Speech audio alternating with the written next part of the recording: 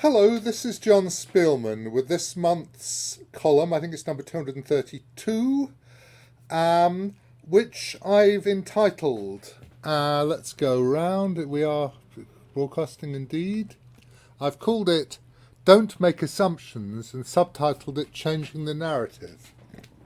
So I started by saying that one of the things that I'm actually good at as a player is if somebody makes a sacrifice, or at least offers a sacrifice, then my first thought isn't always to take it, but whether I can do even better. Excuse me. So sometimes you just have to take a sacrifice. They thump a piece in the middle of your position. There's nothing you can do. Or sometimes they offer a sacrifice and it's so dodgy looking that you really do want to take it. But often you don't really want to take material. Excuse me. In fact, quite often I look at a position and think, I'd really like to lose the exchange here, and then I think I'd have a good position. Anyway, so when they do something, you don't have to follow their lead. When you analyse a sequence of moves, you generate them very quickly in your head. Everybody does, more or less quickly. But the fact that they've played a move doesn't mean that you have to play the reply which they're expecting. And I've got 5 examples. I started with one which was rather glorious for me, then a rather magnificent disaster, really magnificent piece of stupidity on my part, which I'm quite proud of in a way, in a funny way. And then 3 more things, three games. What have we got? We've got a little sequence. 2 of the games from Zürich 53, actually.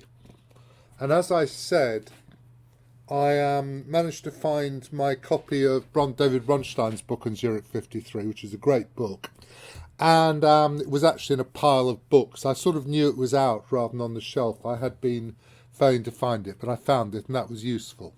And then I'm finishing, there's a Karpov v Kasparov position, which is quite famous, where Karpov didn't do the expected, and this led to his victory later.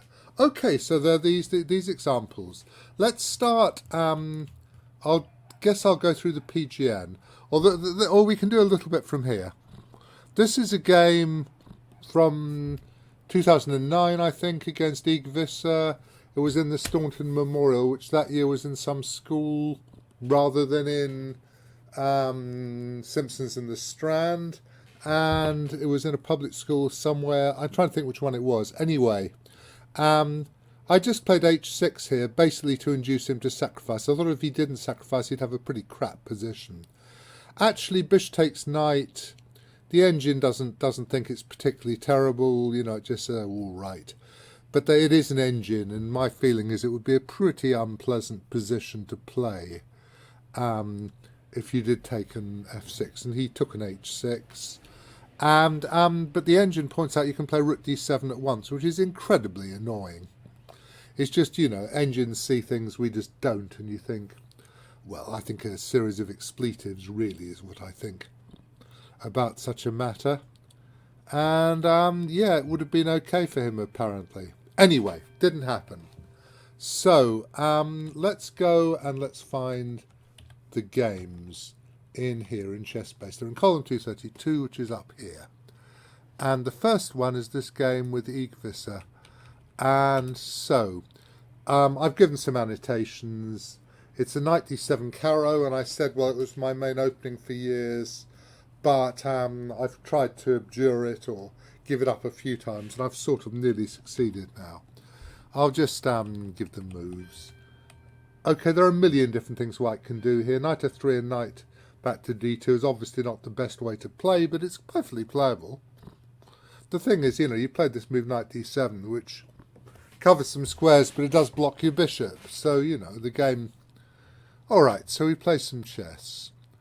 And I went here, which is...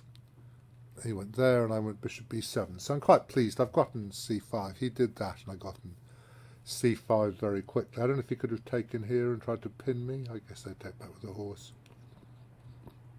So I've got in c5, which is nice. My b5 pawn is weak, but, you know, that's not a big deal there. He slightly messed this up. Don't think bishop g5 looks terribly good. And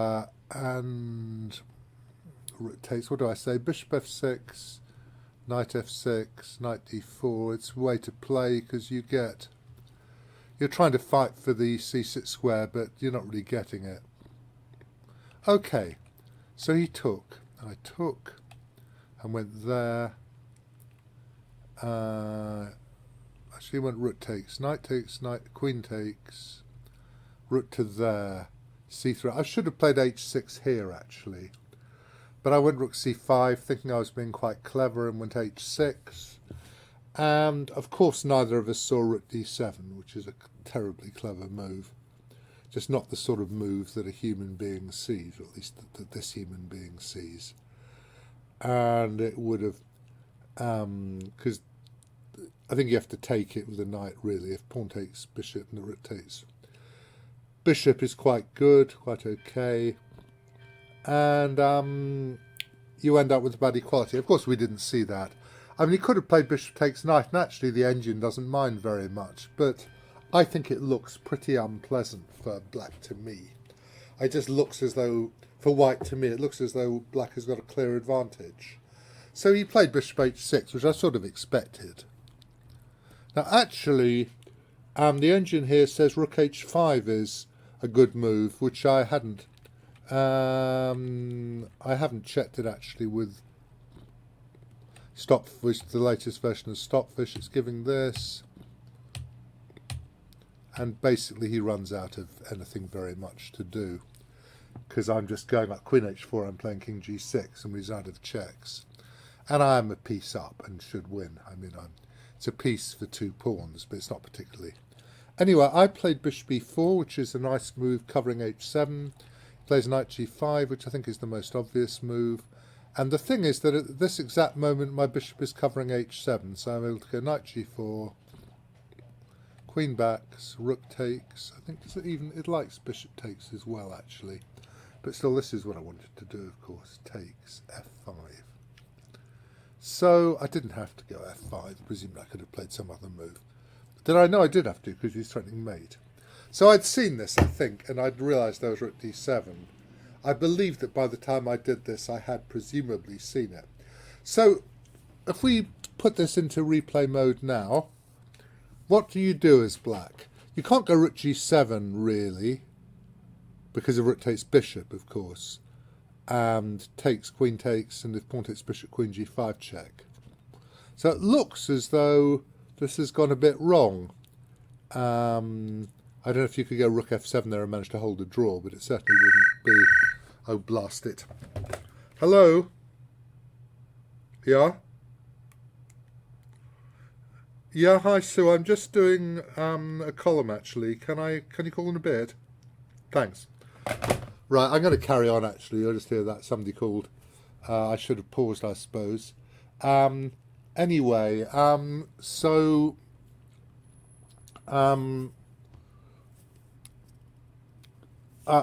you look for an alternative move, and there is an alternative move. You don't have to follow his narrative.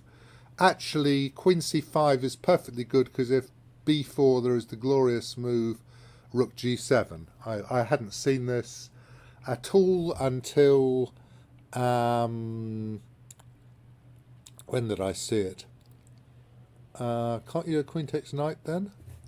What happens if it says queen c5? Let's just have a look. Queen c5, b4, rook g7, queen takes knight. Why isn't that a move?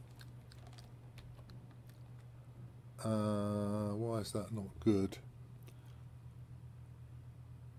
Does it win easily? There is queen c4 apparently. I see, and all the pieces are on prise. Right, that's I hadn't seen that.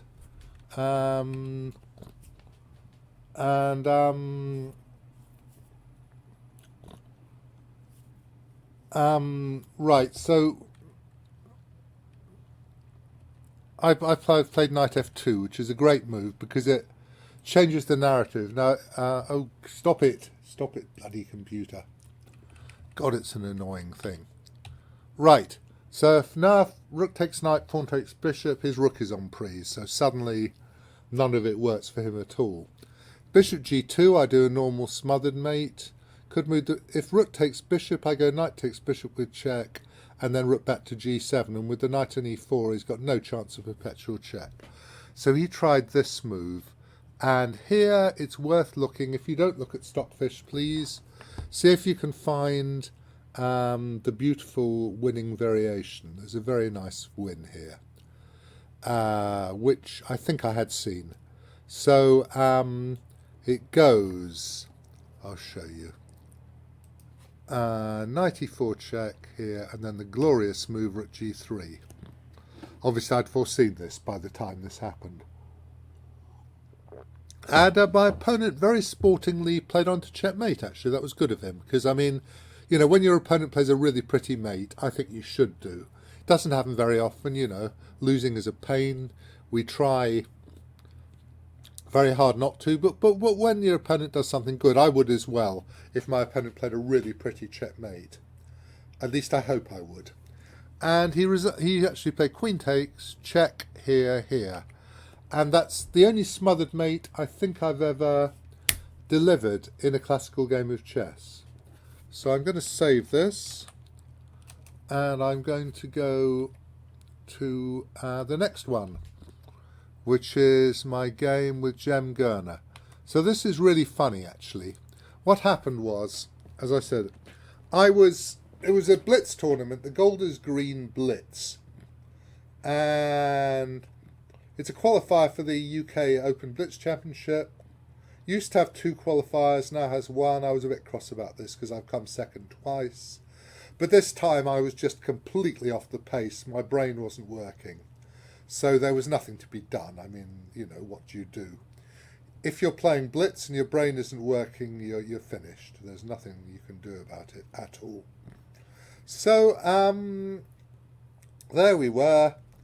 And I, as white, I'll turn it round. I thought, well, queen a6 wins, but why don't I do this clever thing? And he did that. And I admit I did swear aloud, but not of course at my opponent. I wouldn't ever swear at my opponent.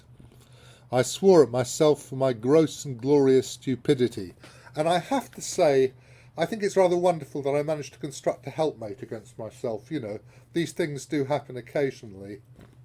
Yeah, it really wasn't very good. So there we were. Yeah. So I lost this game. I lost lots of other games as well. Anyway, just funny that I managed to create this narrative. And my narrative was his queen moves I do better than by just taking the material at once. His narrative was, well, even better, comrade, is to deliver checkmate, which he did. And no, I didn't think it was a very pretty mate, and I did resign here. But there we are. That's quite funny, I thought. Now, I wanted to find... I knew that there was an example of some good grandmasters doing something absolutely absurd, and I found on my shelf the 2-volume work by Erver and Kramer. I didn't know that he's Haji Kramer. I knew it was Max Erver, of course, so he wasn't. And I knew that I found it fairly easily. I knew it was in, it's called Eagerness to Exchange Pieces or something stupid. Not stupid, but I mean, that's not really the point. The point is that there's a sequence of moves where the narrative is followed. They both follow the narrative without realising that there was a small divergence. So this is not this one, it's this one. So we get to this position. It's a Nimzo, was it? Was it a Nimzo? I hadn't even played through the game. So it's annotated. No, it isn't. It's IQP position.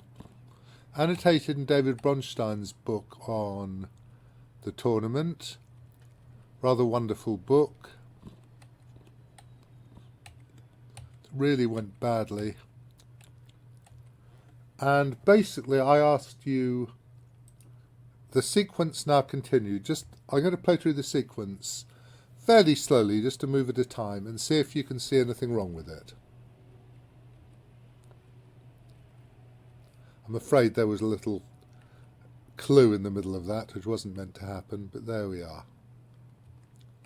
And there's a clue there. So, yeah, sadly, because I'm playing it through here, it didn't really work. But okay, so after bishop f6, there was a better move than bishop takes bishop.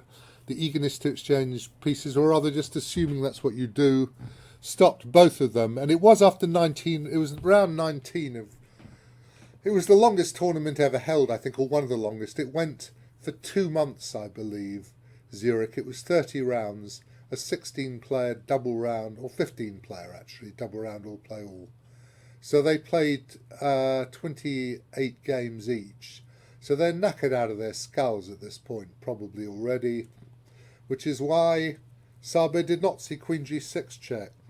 Now, I believe he didn't see it during the game, because if he had, he'd probably have offered a draw at once out of sheer fury.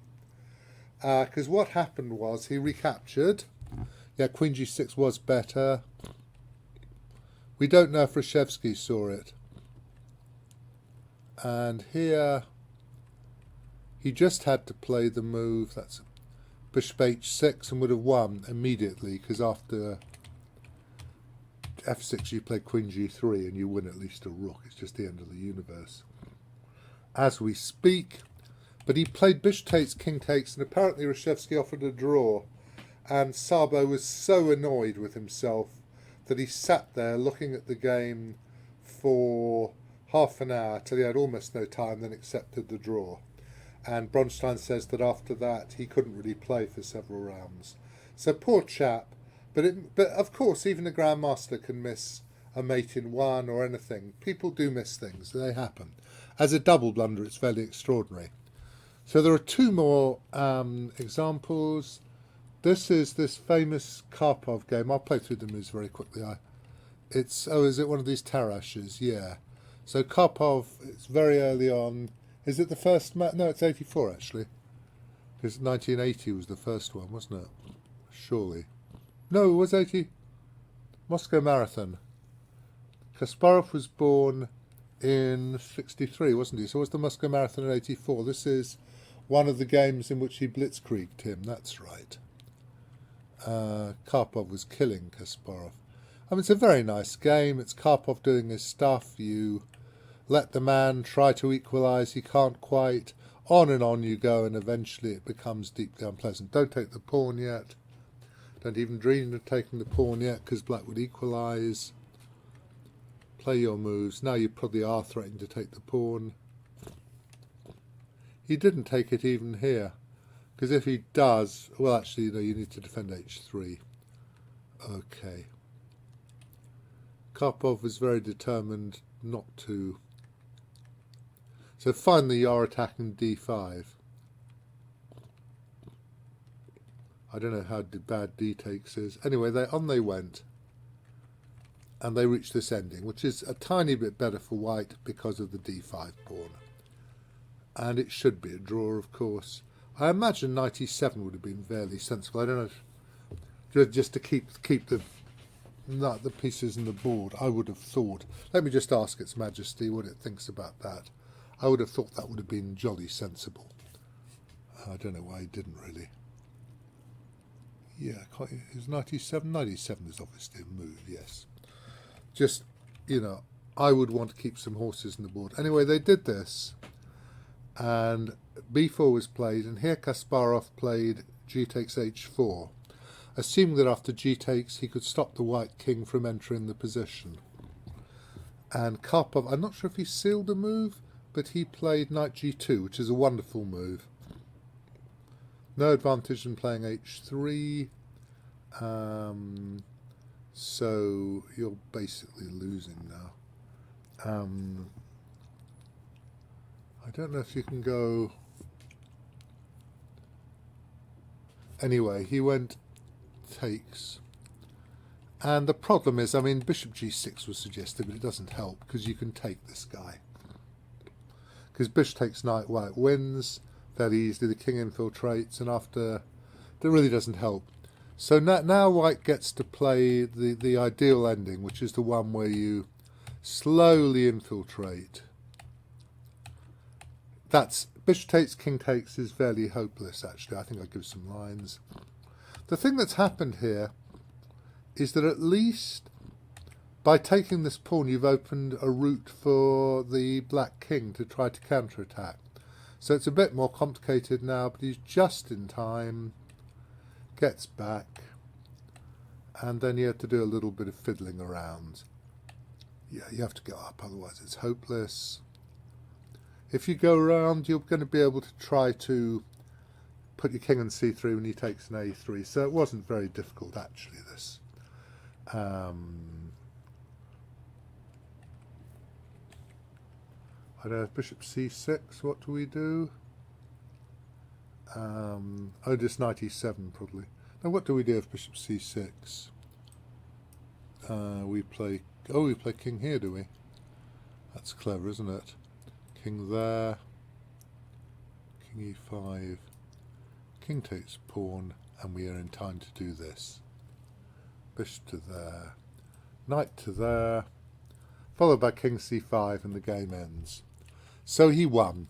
But I mean, the interesting thing from our point of view is, the most interesting thing is that after g takes h4, Karpov changed the narrative by playing a knight g2, which is very clever. Right, the last example, very famous example, also from Zürich, and when I found the book I found a bit more about this as well.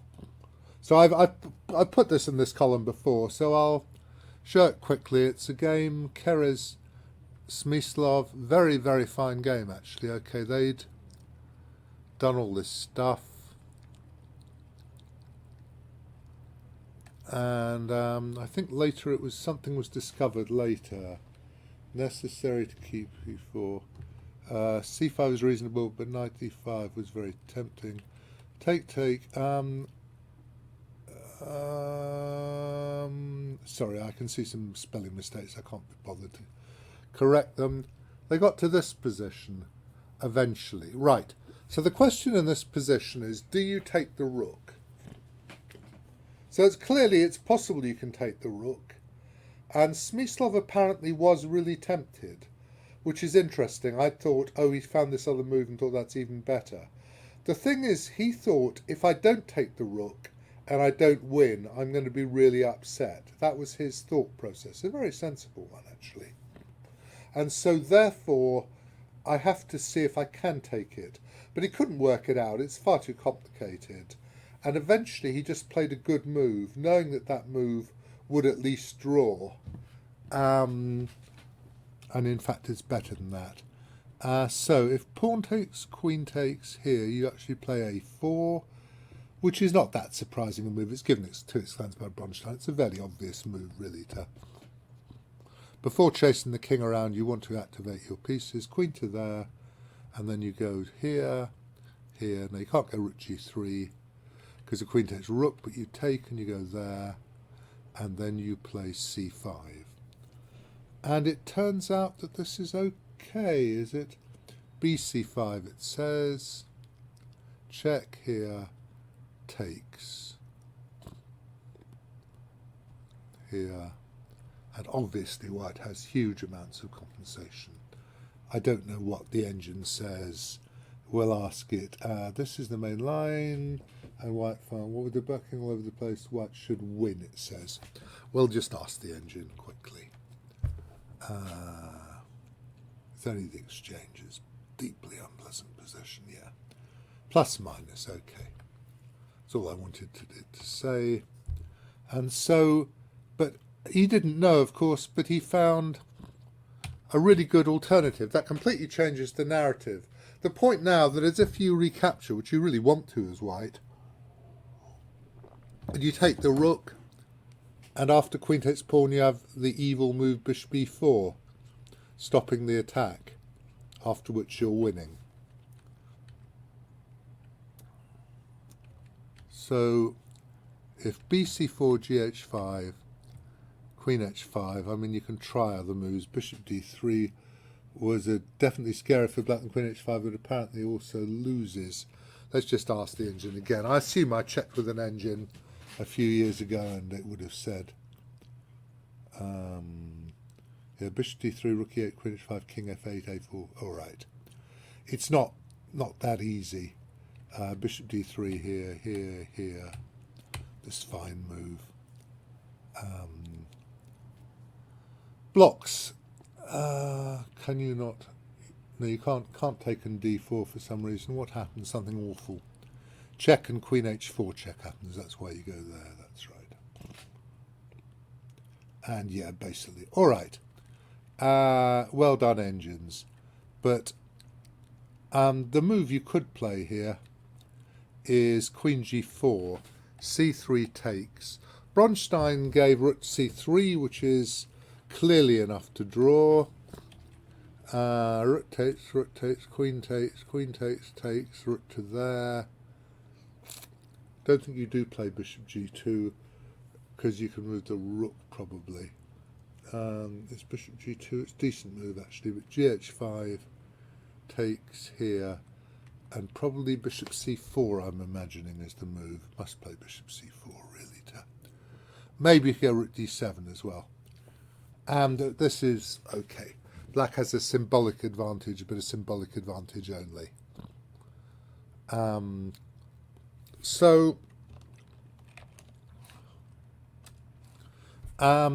That doesn't work. But actually, going back, the engines point out that after going c3 to put the bishop on, you just go queen d6. Now, you can't play rook h7 because of rook c3, and it says it gives black as a big advantage. It's giving rook c, yeah. I'm giving bishop b4, queen b4, takes. That's horrible for white, absolute disaster for white. There's bishop c4 is given. Bishop c4 is a somewhat better move. Queen takes that. Presumably rook h7. Queen f4 it says. Exclam.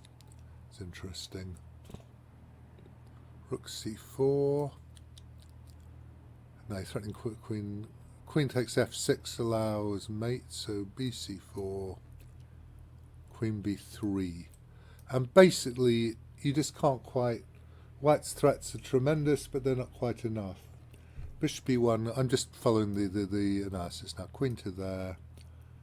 Rook e5, it says. Well done, that's a good move. That's the best you can do. Bishop e5, queen e5. Rook c8, line over plus. Interesting. I mean, again, you know, sometimes I just follow the engine because these aren't moves you'd find anyway. You know, it's not something you'd do at a line over plus. Okay, so anyway, he should have tried that.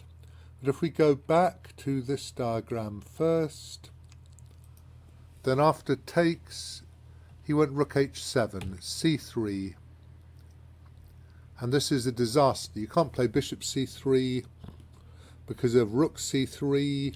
He tried the glorious move queen c1. Now pawn takes bishop would be extremely stupid because of rook h8 check either now or after queen h6, queen d4, and you checkmate in h7. So, bloop, bloop, bloop. Sorry. So yeah, so I should give this. Pawn takes bishop. Queen h6, queen d4, rook h8 check, exclam. Or indeed, rook h7 check, exclam. g7 check. New variation, you can do it both ways. Okay, that would have been very, very silly. But he just went queen d4. Now if queen h6, you just move your rook. And there ain't no mate anymore. And it's truly falling apart. So he goes bishop c1. And black has got complete control, really. I mean, okay, white has the odd threat, but black's pieces are beautiful. Everybody's gorgeous. He goes there to kick the queen out.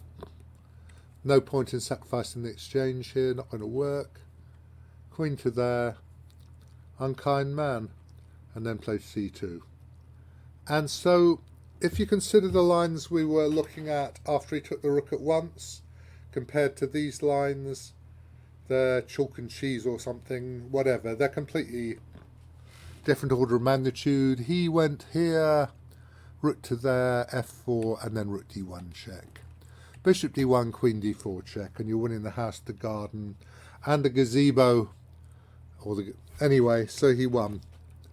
So this is a very famous game, very, very fine and famous game, and it shows Smyslov being offered a rook, but having the self-control. He must have realised it was dangerous, and he wasn't sure he might even lose as well. What he said was I understand he wanted to take the rook because it is a whole bloody rook, and if you survive you'll win. But he realised it would be extremely dangerous. He was right about that, and that dc4 wouldn't be. He didn't see queen d6. He saw c3, rook c3, thought, okay, I'll be a little bit better in an ending, and we'll play some chess and it'll be all right. Nothing will go wrong.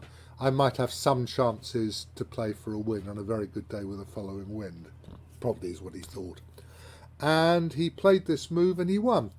So, when you're playing a game and your opponent offers you material, don't think yum yum. Think, should I take this? Do I need to take this? And do I have something even better to do?